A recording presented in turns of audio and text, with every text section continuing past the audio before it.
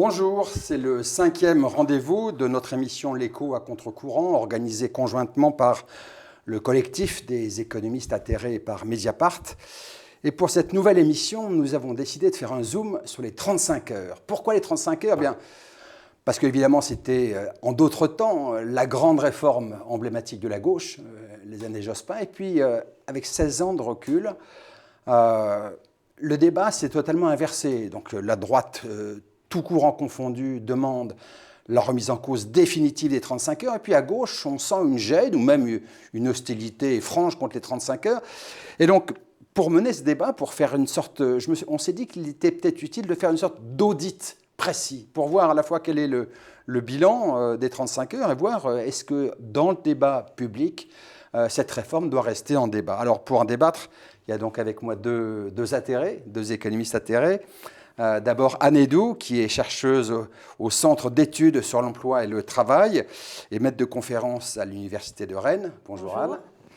Et puis Mireille Bruyère, qui est maître de conférence à l'Université de Toulouse 2 et membre du conseil scientifique d'Attac. Alors, Anne, il y a une première question qui est peut-être la première de bon sens à poser. Comment se fait-il que 16 ans après la mise en œuvre de la réforme des 35 heures, 16 ans après, le bilan des 35 heures fasse toujours débat? Moi, je pensais qu'il y avait un consensus sur l'effet, en termes d'emploi au moins, de cette réforme. Alors oui, il y avait un consensus, mais avec un paradoxe, c'est que le consensus était autour d'une évaluation qui donnait un bilan plutôt honnête des 35 heures, avec autour de 300 000 à 400 000 emplois créés. Finalement, un bilan qui n'a pas été revendiqué par la gauche. Et un rapport de l'IGAS est sorti récemment, qui a rouvert le débat. L'IGAS, c'est l'Inspection générale des affaires sociales. Voilà. Alors, le rapport de l'IGAS, en fait, on peut les citer. Les études, il y a d'abord eu en 2004, je ne sais pas si on le verra ici, mais je montre une étude de l'INSEE, c'est la première, 2004, dans laquelle ils disent l'effet sur l'emploi. Je peux lire la phrase. Le processus de RTT, réduction du temps de travail, a conduit, selon les estimations, à un rapide enrichissement de la croissance en emploi de près de 350 000 postes. Donc ça, c'est 2004. C'est voilà. Donc des statisticiens, ce n'est pas sujet à partialité. Il y a eu l'OFCE qui a dit un peu moins à la même époque, 320 000, mais voilà, il y avait cette idée, 320 000. Et puis plus récemment, il y a eu une commission d'enquête parlementaire conduite par Barbara Romagnan qui s'appuie sur les mêmes études et qui dit aussi, qui donne une évaluation de l'ordre de 350 000. Donc il y avait consensus. Il y avait consensus et suite à ce rapport de l'IGAS qui est resté un petit moment sous le boisseau, on a eu des réactions démesurées de certains de nos collègues économistes libéraux. Par exemple, Francis Kramartz, qui dans un article du Monde a accusé les experts de l'IGAS de n'avoir aucune formation scientifique en évaluation. Et puis plus récemment, le pamphlet de Pierre Cahuc et André Zilberberg qui accusent les économistes qui n'ont pas les mêmes analyses qu'eux de négationnisme économique. Donc une réaction démesurée, même insupportable. Dans cet ouvrage... La thèse du Brûlot, c'est dire qu'il n'y a pas eu de création d'emploi du tout. Voilà, dans cet ouvrage, il consacre une section à dire que les 35 heures n'ont pas créé d'emploi, en s'appuyant sur une évaluation qui est une expérimentation fragile, et en soutenant, puisqu'il s'agit pour eux de dégommer toutes les autres évaluations publiées par l'INSEE en 2003-2004 dans la revue de l'INSEE, il s'agit de les dégommer en disant que ce n'est pas des méthodes fiables et que la seule bonne méthode, c'est l'expérimentation. Et je pense que ça, c'est quelque chose qu'on doit évidemment interroger. Mais comment est-ce qu'il est possible, alors qu'il y a eu à la fois ces études de l'INSEE sans partialité, une évaluation précise, comment est-ce qu'on peut, sur le fond, le contester? Je veux dire, ça paraît invraisemblable. Alors, peut-être qu'on peut revenir très vite sur les évaluations qui ont eu lieu des 35 heures. D'abord, il faut dire qu'il y a eu des multiples évaluations, pas seulement celles qui ont été publiées dans la revue Économie et Statistique, Là, le dispositif des 35 heures est intéressant parce que précisément, il a donné lieu à une série de travaux interdisciplinaires d'économistes, de sociologues. Et ces travaux ont permis d'en dresser un bilan assez complet. Il y a eu des enquêtes auprès des salariés, auprès des employeurs et des évaluations des effets sur l'emploi. Donc quel bilan on a pu tirer? C'est un bilan assez fouillé. On ne peut pas dire que les 35 heures ont été miraculeuses. Hein. Ce qu'on peut dire, c'est qu'elles ont créé des emplois. On va peut-être tout à l'heure évoquer les effets pervers des 35 heures. Elles ont créé des emplois de l'ordre de 350 000 emplois à un coût raisonnable pour les finances publiques et avec un impact, pas d'impact négatif sur la compétitivité des entreprises. Donc ça, c'est très important. Hein. Maintenant, quand on regarde dans les détails, il y a des points noirs. Alors, laissons les points noirs de côté, on verra bien dans un instant, juste pour que le citoyen ait le moyen de juger de la pertinence ou non de la réforme. Est-ce qu'il n'y a pas un moyen, enfin c'est ce qu'ont fait les intérêts, d'interpeller les organismes publics d'évaluation pour dire est-ce qu'il n'y a pas un consensus possible? Alors bien sûr, là, puisque ces évaluations qui faisaient consensus, qui ont été publiées dans la revue Économie et Statistique de l'INSEE, sont remises en cause. C'est quand même une remise en cause assez grave des travaux organisés par la DARES, ministère du Travail et l'INSEE. Les économistes atterrés ont demandé dans une lettre à la directrice de la DARES et au directeur de l'INSEE. La DARES, donc le service de recherche du ministère du Travail. Voilà, c'est ça. Donc les économistes atterrés leur ont demandé d'organiser une conférence de consensus pour faire le point sur ce débat. Donc voilà. Pour arriver à mettre tout le monde d'accord sur une évaluation honnête. En tout cas, oui, à mettre en débat les évaluations. Oui, non, mais je vous laisse terminer. Alors on parlait tout à l'heure des effets négatifs, parce que c'est vrai qu'on pointe l'emploi. Voilà, les chiffres que l'on connaît, c'est autour de 320 000, 350 000 emplois. Mais il y a aussi des effets massifs. À l'époque où on met en place les 35 heures, ça conduit aussi à des formes de modération salariale parfois très accentuées. Et il y a une forme de flexibilité. Donc quel regard vous avez 16 ans après sur ces effets, Anne ou Mireille? Oui, déjà, le premier regard, c'est que 16 ans après, il y a eu un détricotage. Hein, c'est-à-dire que de la loi Fillon de 2003 jusqu'à la loi Travail, les flexibilités introduites ont fait que les 35 heures ont perdu une part de leur réalité. Mais ce qu'on peut dire en tout cas, c'est que sur les effets de court terme des 35 heures, il y a eu pour certains salariés, notamment les moins qualifiés, des effets négatifs, c'est-à-dire accroissement de la pression temporelle et puis des horaires contraints pour les salariés qui choisissaient. Disons que les cadres les plus qualifiés ont pu davantage compter les heures et bénéficier de jours de RTT choisis. Et du côté des ouvriers les moins qualifiés, eh bien, qui avaient déjà des délais de prévenance très courts, la pression temporelle s'est plutôt accrue. Donc de ce point de vue-là... Ça veut dire quoi, pression temporelle? Les délais de prévenance très courts, c'est-à-dire le fait qu'on leur demande de travailler tel jour en les prévenant... Mais je disais aussi modération salariale. Modération salariale, oui, mais il y a eu un petit rattrapage après. Donc oui, sur le coup, il y a eu une modération salariale. Effectivement, souvent, on est passé on parlait de 35 heures payées 39, mais finalement, entre l'intégration des temps de pause et un relatif gel des salaires, effectivement, il y a eu... Mais quand je vous interroge sur les effets pervers des 35 heures, vous me dites oui, mais il y a eu un détricotage. C'est pas seulement un détricotage, c'est que la mise en œuvre de la réforme, qui n'est pas exactement conforme à l'origine à ce que le Parti socialiste voulait. Les congrès socialistes de 1996, c'était 35 heures payées 39, sans flexibilité. Or, il y a une flexibilité massive. Et dans les effets pervers, je me disais, est-ce que, à travers notamment l'annualisation, qui a été dès le début une forme de flexibilité, est-ce que les 35 heures n'ont pas donné un coup d'envoi formidable à une sorte de priorité donnée à l'accord d'entreprise? Le coup d'envoi, c'est les lois Auroux de 82. Oui.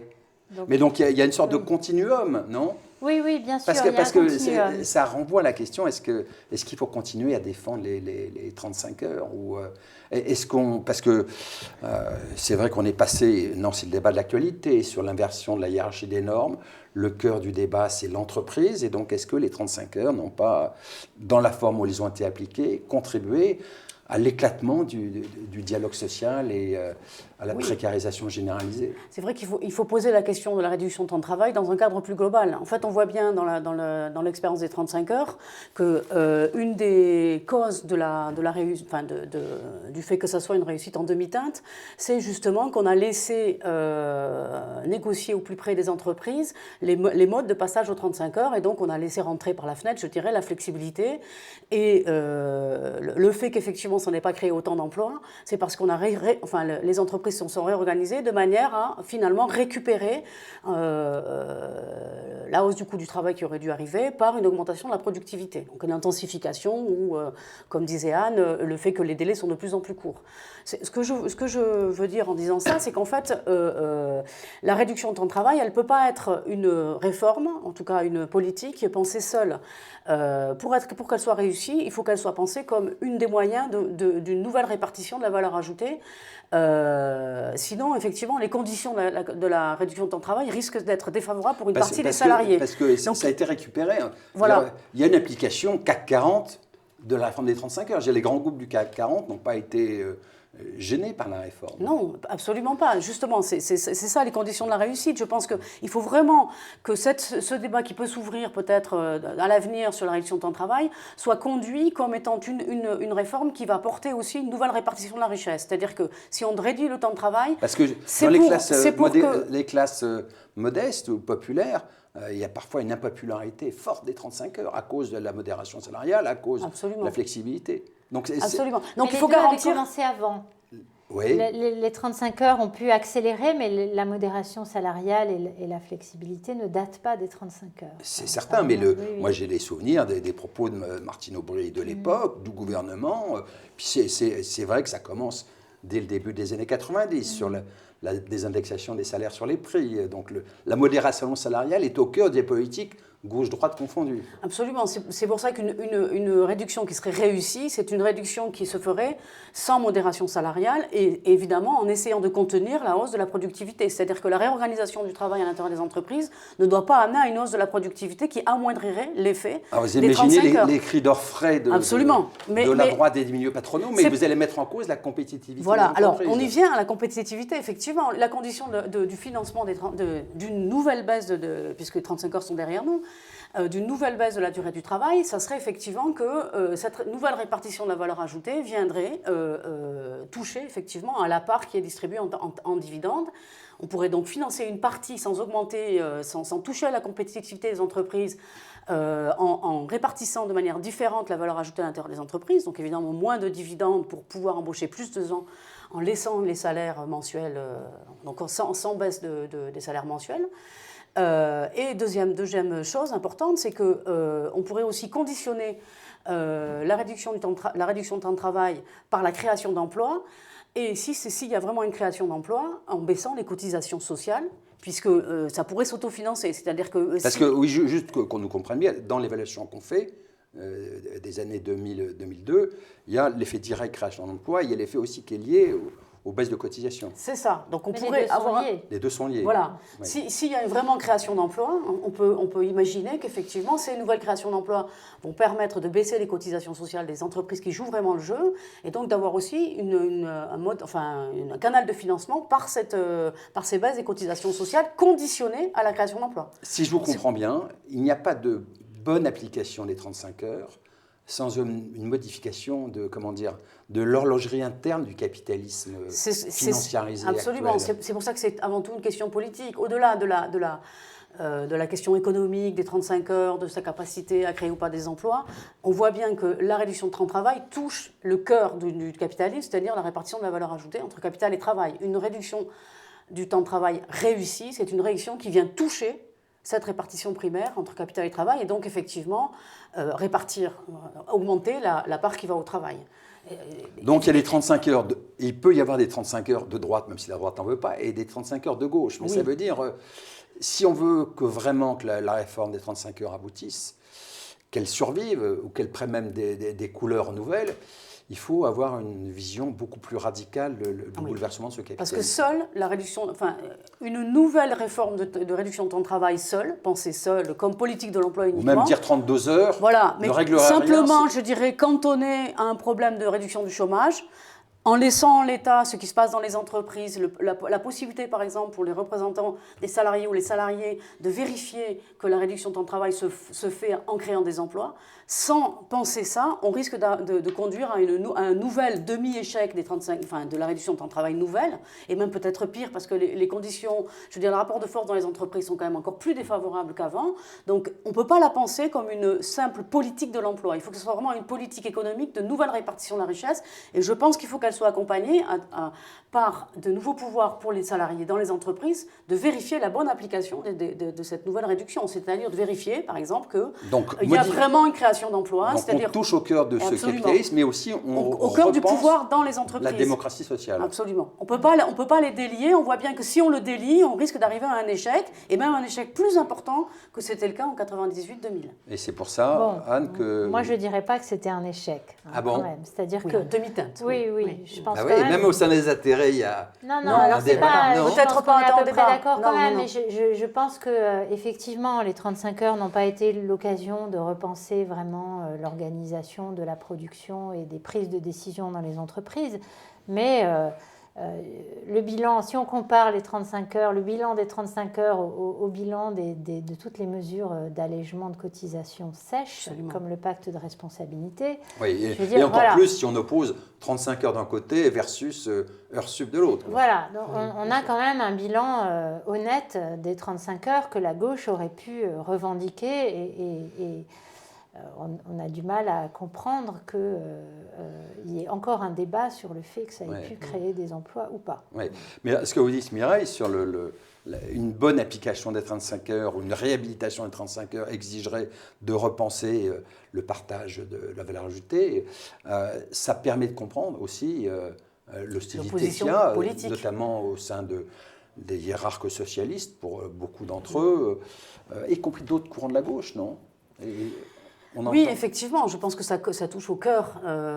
C'est réellement un problème politique, purement politique, d'autant plus que ça arrive, on est dans une situation où, comme les gains de productivité sont beaucoup moins importants, on a un essoufflement des gains de productivité, on voit bien qu'on va devoir conduire, si on devait conduire cette réforme, dans des conditions d'opposition plus franches. C'est-à-dire, quand on conduit une réforme comme ça, dans une période où il y a des gains de productivité, on voit bien qu'on a des marges de manœuvre pour je dirais, la mener jusqu'au bout. Là, on est vraiment dans une situation où il faut affronter la réduction du temps de travail directement dans un problème de partage des richesses et pas dans un problème de comment la richesse qui va s'agrandir dans le futur va être partagée. On a moins de marge de manœuvre. Donc c'est pour ça que je pense que l'hostilité politique est beaucoup plus forte qu'elle n'aurait pu l'être, je pense, il y a quelques années. Alors après, voilà. On peut peut-être rappeler quelque chose d'ailleurs, c'est que quand les 35 heures ont été mises en place en France, la France connaissait une période de croissance importante. Entre 1997 et 2002, il y a eu presque 2 millions d'emplois créés en France, dont une petite partie est imputable aux 35 heures. Donc ça veut dire que les 35 heures n'ont pas pesé sur la bonne santé économique de la France, au contraire, mais elles sont aussi arrivées au bon moment. Et alors pourquoi est-ce que ça n'a pas pesé sur la santé économique de la France ? C'est qu'en 2001, un certain nombre de nos voisins européens sont entrés en récession, dont l'Allemagne, qui a à ce moment-là vu monter considérablement son chômage, son taux de chômage. On a tendance à l'oublier aujourd'hui. Les Allemands se pensaient comme l'homme malade de l'Europe à cette époque-là. Et en France, par contre, on a eu juste une stagnation économique, on n'a pas eu de récession et l'emploi s'est maintenu. Donc les emplois créés n'ont pas été détruits. Voilà, donc les 35 heures sont arrivés dans un contexte favorable qui a fait que... il n'y a pas eu de débat très vif à avoir sur la question de la répartition de la valeur ajoutée. Et probablement, on n'est pas dans la même situation aujourd'hui. Et pourtant, ça rend peut-être d'autant plus nécessaire de songer à la réduction du temps de travail, précisément parce qu'on est en récession, qu'on a un taux de chômage important et qu'il faut revoir la répartition primaire des richesses. Ben voilà. D'autant plus, je voulais terminer qu'effectivement, en plus, on a affronté une transition écologique urgente et donc il faut penser les politiques de l'emploi et même les politiques économiques avec une stagnation de la croissance. Donc c'est vrai que réduire le temps de travail dans ce cadre-là est d'autant plus urgent. Bon, espérons que notre débat contribue à ce que la question des 35 heures revienne à l'agenda du débat public en cette période présidentielle. Mais pour aujourd'hui, nous avons fini notre échange. Merci beaucoup, à bientôt.